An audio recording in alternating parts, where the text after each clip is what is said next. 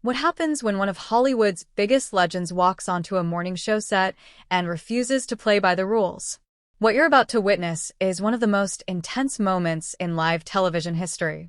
Kevin Costner, the man who's never been afraid to speak his mind, came face to face with Michael Strahan on Good Morning America. And what started as a routine interview quickly spiraled into something nobody saw coming. The tension was palpable. The exchanges were heated, and by the end, Costner delivered a shutdown so powerful that it left Strahan speechless and the entire studio in shock. Before we get into this incredible story, make sure you hit that subscribe button and drop a comment below telling me what you think about celebrities who refuse to back down. Now, let's dive into what happened. The Good Morning America studio was buzzing with its usual morning energy. Michael Strahan sat behind the desk, his signature smile plastered across his face as the cameras prepared to go live. Kevin Costner was the guest of honor there to promote his latest project, a Western series that had been generating massive buzz in the entertainment industry. The producers were excited. This was supposed to be a feel-good interview, the kind that gets clips shared across social media and keeps viewers engaged through the commercial breaks. As the segment began, Strahan leaned forward with his professional charm dialed up to maximum. "Kevin Costner, welcome back to Good Morning America. It's always a pleasure to have you here." Costner nodded, settling into his chair with the casual confidence of someone who had done thousands of interviews. "Thanks for having me, Michael. So, let's talk about this new series." Strahan continued, glancing at his notes. "You're returning to the Western genre, which obviously you have a legendary history with, but some critics are saying this feels like you're retreading old ground. What do you say to that?" There was a slight pause. Costner's expression shifted just barely, but enough that anyone paying attention would notice. Retreading old ground. That's an interesting way to frame it. Strahan smiled, seemingly unaware of the subtle change in temperature. "Well, you've done Dances with Wolves. You've done Open Range. Yellowstone became this massive phenomenon. Some people are wondering if you're just going back to the same well." Costner leaned back in his chair, his jaw tightening slightly. "Michael, let me ask you something. When you played football, did you only throw one kind of pass, or did you adjust based on what the defense was giving you?" Straw's smile faltered for just a second. "Well, I was a defensive end, so I didn't throw passes. But I see what you're getting at. Do you?" Costner's tone wasn't aggressive, but it carried weight because what you just said suggests that you think telling stories about the American West is somehow limiting or repetitive. These stories are about the foundation of this country, about struggle, survival, morality, and what people are willing to sacrifice for something bigger than themselves. So when you reduce that to retreading old ground, you're missing the entire point.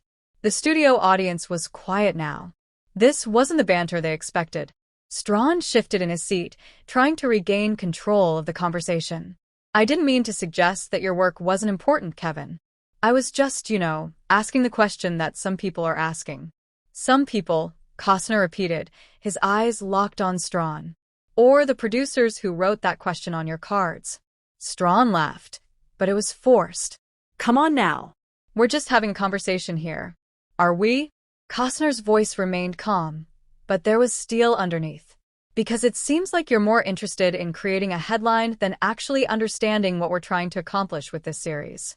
"Kevin, that's not fair," Strahan said, his defensive instincts kicking in. "I've been nothing but respectful to you since you walked out here." "Respectful?" Costner's eyebrows raised. "Respectful would be doing your homework before you sit down to interview someone. Respectful would be understanding that just because something is set in the same era doesn't mean it's the same story. You want to talk about respect? Let's talk about how this industry works. Let's talk about how morning shows like this one churn through guests like products on an assembly line.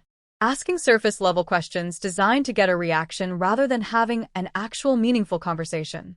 The tension in the studio was now impossible to ignore. Straw's co-hosts sitting off to the side exchanged uncomfortable glances. The crew behind the cameras stood frozen, unsure whether to cut away or let this play out. This was live television, and there was no safety net. Straw tried to smile through it, falling back on his media training.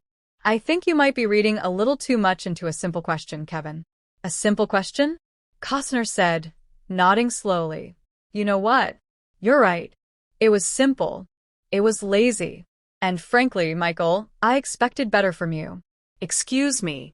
Strahan's smile was completely gone now. You heard me, Costner said, his voice steady and unwavering. You've been in this business long enough to know better.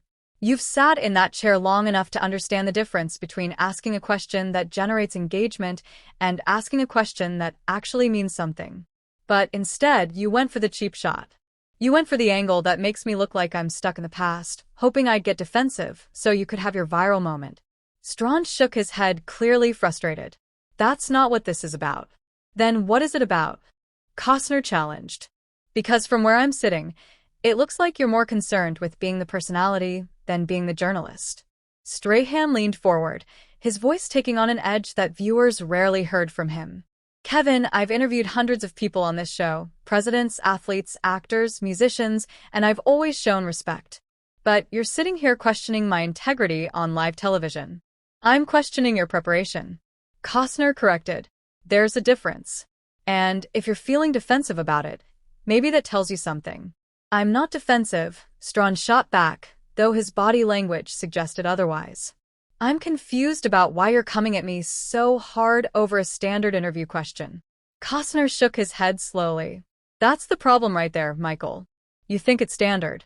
You think it's acceptable to invite someone onto your show to ask for their time, their energy, their willingness to be vulnerable in front of millions of people, and then hit them with questions that show you haven't even bothered to understand what they're doing. Do you know what this series is about? Do you know what makes it different from anything I've done before? Strahan opened his mouth, then closed it. The pause was telling. That's what I thought, Costner said quietly. You don't know because you didn't ask. You didn't care to find out. You just saw Western, saw my name, and figured you could coast through this on charm and a teleprompter. That's not true, Strahan insisted. I know about the series. I know it's about a family torn apart by the Civil War, about brothers on opposite sides, about loyalty and betrayal.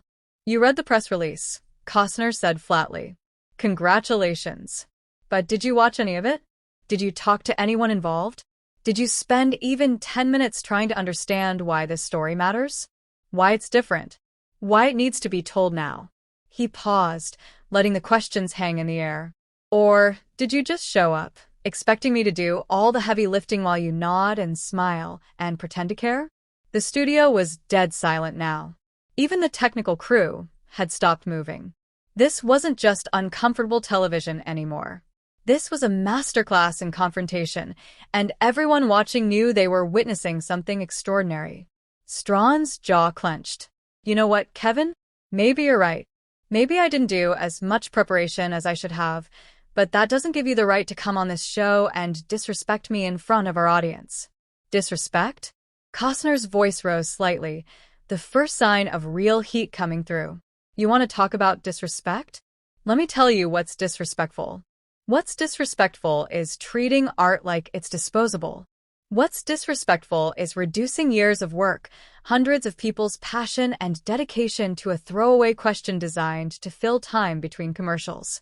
What's disrespectful is acting like you're doing me a favor by having me here when the truth is you need content, and I'm just the next warm body to fill your segment.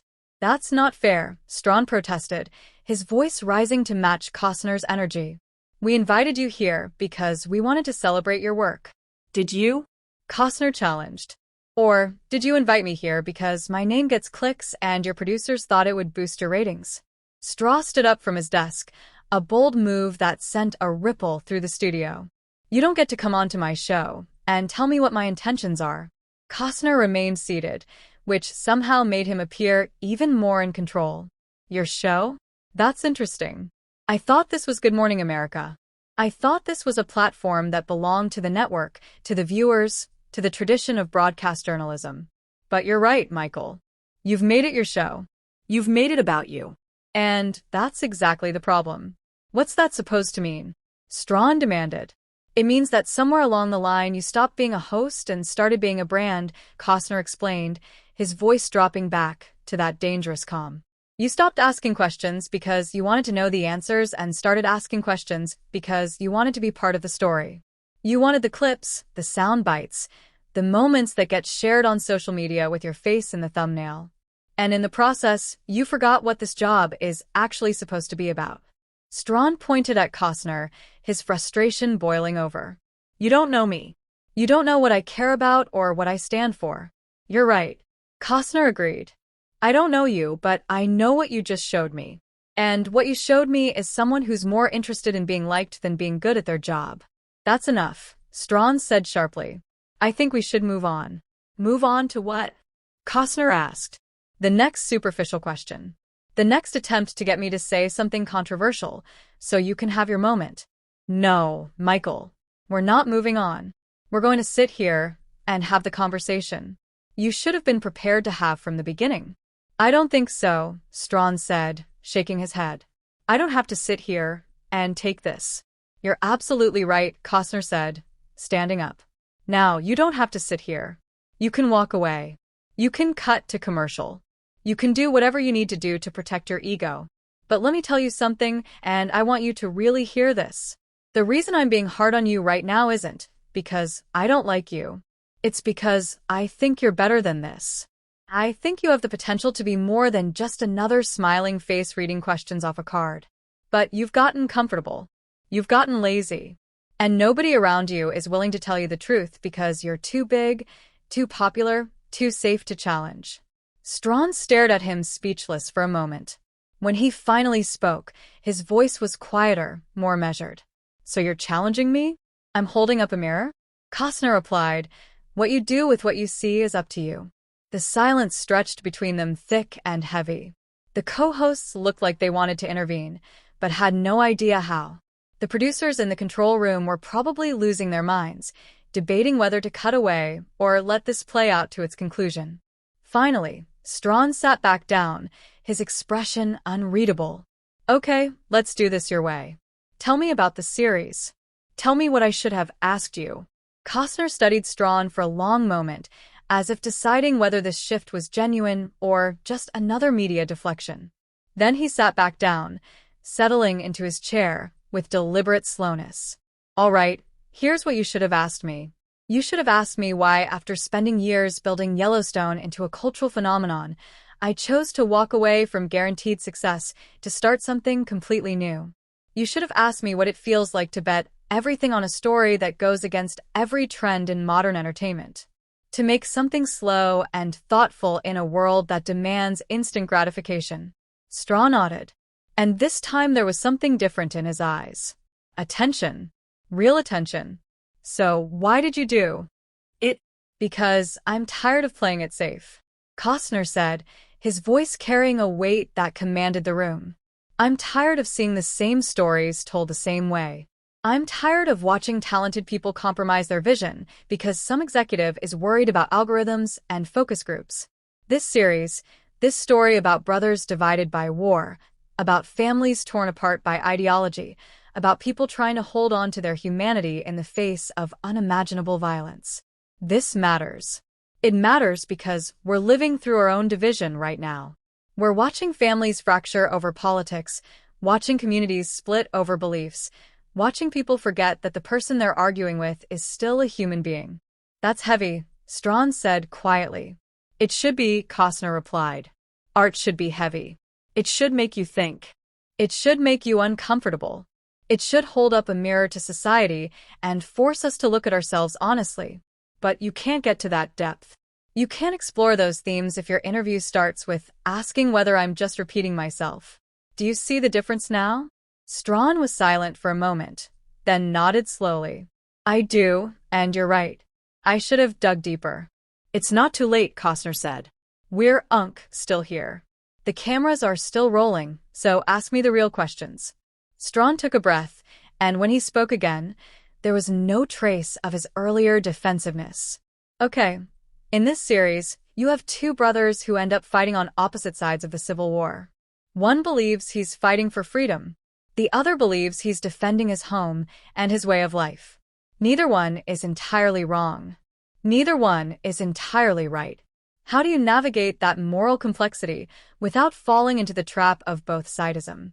Costner's expression shifted. This was the question he'd been waiting for. That's exactly the challenge. And the answer is you don't try to judge them. You don't try to tell the audience who to root for. You show their humanity. You show their doubt. You show the moments where they question everything they're fighting for. Because real people aren't heroes and villains. Real people are contradictions. They're capable of great love and great cruelty, sometimes in the same breath.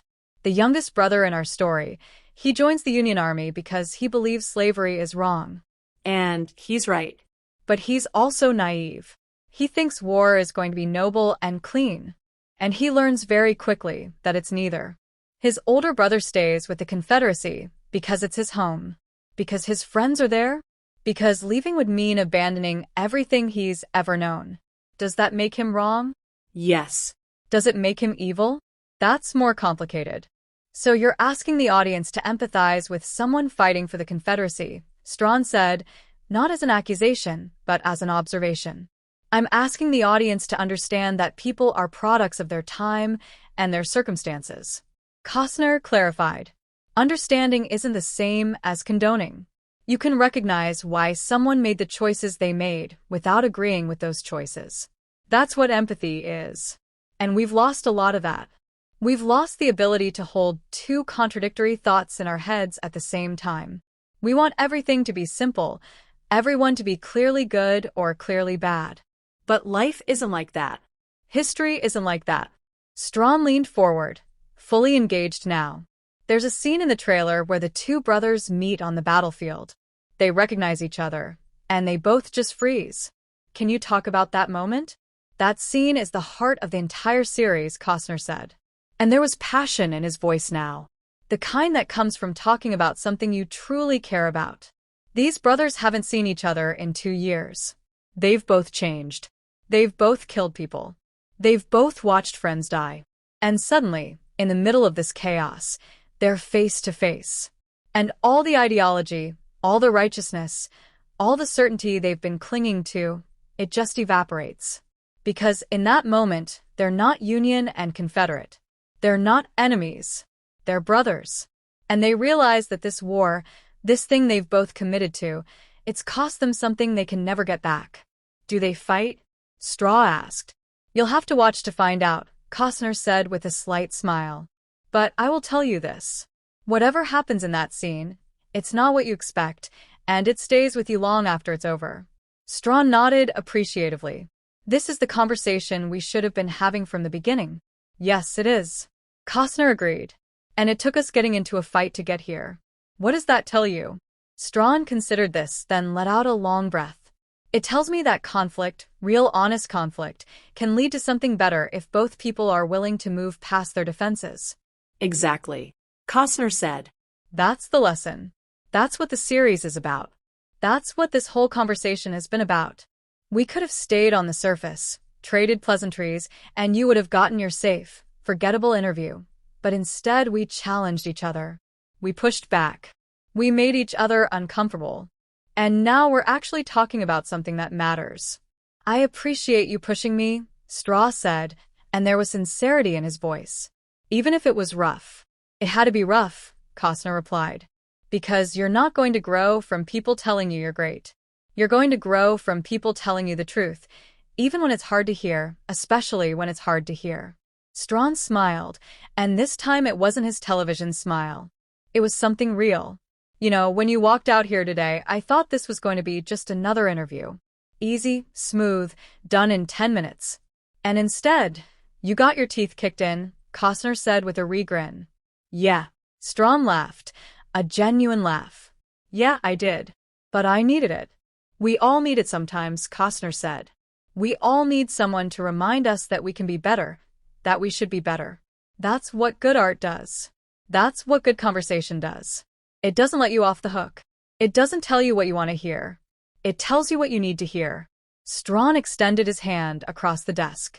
Thank you, Kevin. Seriously, thank you for not letting me get away with being lazy. Costner shook his hand firmly. Thank you for being willing to actually engage once you got over yourself.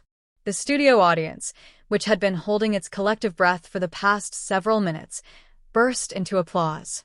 It wasn't the polite, automatic applause of daytime television. It was real, energized, the kind of response that comes from witnessing something authentic.